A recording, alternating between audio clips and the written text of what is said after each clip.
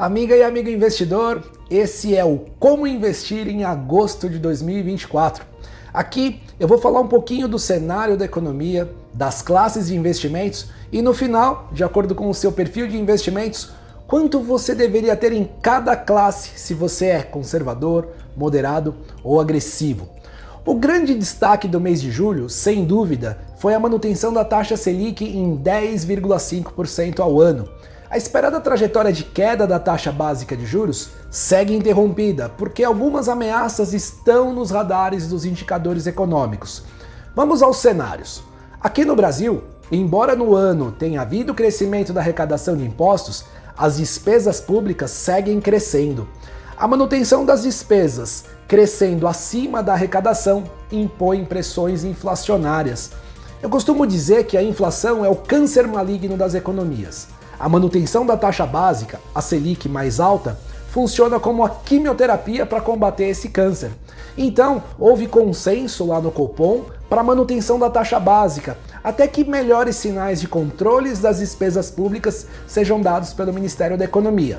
Então, a gente tem um desafio adicional para ponderar aqui, porque a metodologia que o governo adota para equilíbrio das contas públicas quase sempre vai passar por aumento de impostos e poucas ações efetivas na redução das despesas. Vamos para o cenário internacional. A temporada de resultados das empresas americanas e multinacionais não apresentou grandes sinais relevantes. Já no mês passado, a tentativa de assassinato do candidato à presidência dos Estados Unidos trouxe mais pressão para as economias, ampliada pela desistência de Joe Biden para o mesmo cargo.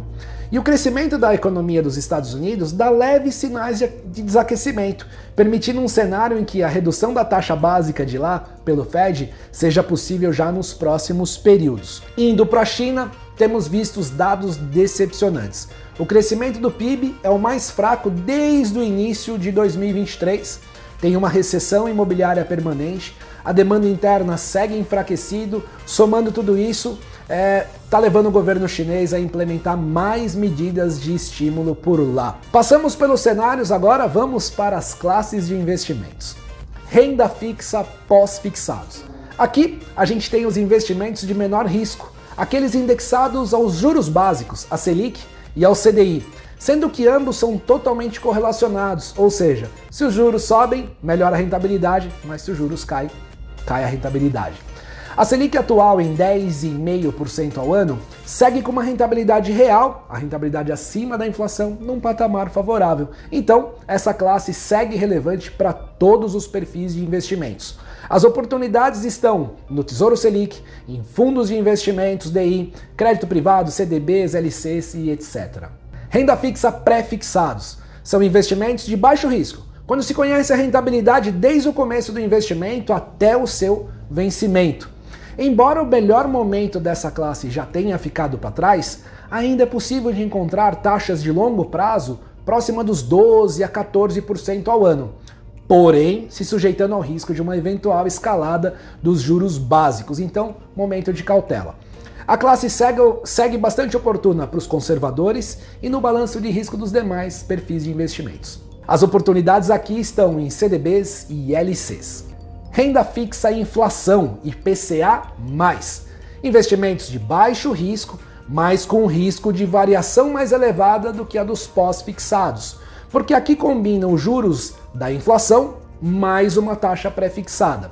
A gente segue notando um aumento dos juros prés, desse mix de taxas, das novas emissões, impondo uma marcação a mercado das posições anteriores bastante desvalorizadas. Então, se você não tem recomendação de resgate no meio dessas oscilações. Em qualquer circunstância, respeitando os prazos, os ciclos desses ativos, há boas possibilidades que, independente da inflação, esses investimentos renderem acima dela consistentemente e no longo prazo. A classe é importante na estratégia de médio e principalmente de longo prazo de todos os perfis de investimentos, porém numa proporção bem reduzida para os conservadores. As oportunidades aqui estão em ativos lá do Tesouro Inflação, Tesouro Nacional, Tesouro Inflação, tem emissão privada de grandes instituições como bancos, aí tem CDBs, LCs e também de empresas privadas por meio de certificados e debentures. Fundos multimercados. Os fundos de investimentos, que na sua estratégia mesclam inúmeros ativos com gestão profissional, desde a seleção até a decisão de investimentos. A classe não é recomendada para investidores conservadores. A gente vive um dos piores momentos dessa classe na história dos fundos. Poucos fundos conseguiram se defender das marcações a mercados, queda das cotações dos ativos e, no geral, a maioria deles segue rendendo abaixo do CDI. Como o objetivo desses fundos é de longo prazo e render acima do CDI nesse prazo, não tem recomendação expressa de resgate imediato, caso você tenha posição em fundos multimercados. Existem centenas de fundos e diversos gestores com histórico, capacidade de entrega comprovada na plataforma da XP. Renda variável. Começando pelas ações. O Ibovespa, o índice que mede em pontos o crescimento da nossa bolsa, encerrou o mês de julho com uma valorização de 3%, encerrando o mês aos 127 mil pontos. No ano, o índice perde 3,8%. Ele abriu lá no começo em 132.700 pontos.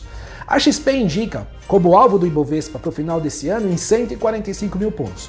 O nosso economista-chefe aqui da Way, o Alexandre Espírito Santo, prevê que o valor justo para o final desse ano seja 140 mil pontos. Não se trata de promessa de valorização, gente, mas caso aconteça, tem uma perspectiva de valorização do índice para esse ano em quase 13 pontos percentuais. As oportunidades em ações, em carteiras de ações, fundos de investimentos e ações, apenas para moderados e agressivos.